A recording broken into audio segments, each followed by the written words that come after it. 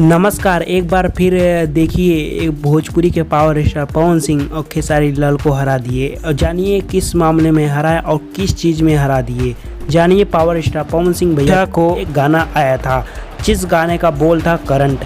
यह गाने के विरोधी करंट फैला है, ऐसा विरोधी इसके चपेट में आ गए। जानिए पावर स्टार पवन सिंह भैया के गाने का करंट मात्र 25 मिनट में 81,000 लाइक बन गया है। और बात करते हैं खेसारी लाल इसके गाने के आया था जो कि तेरी मेरी डरमिया। इस गाने ने 27 मिनट में 68,000 लाइक मिला।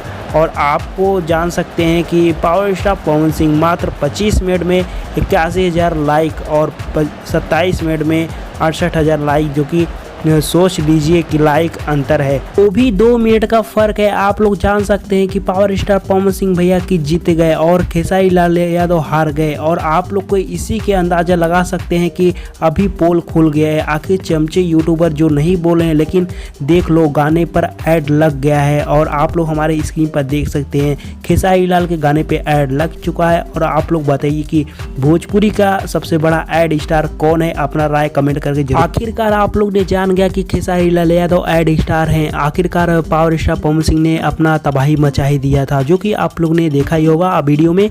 तो अपना राय कमेंट करके जरूर बताएं। मिलते हैं नई खबर के साथ, तब तक ले टेक केयर, बाय बाय, धन्यवाद। देखते रहिए भोजपुरी प्रिया न्यूज।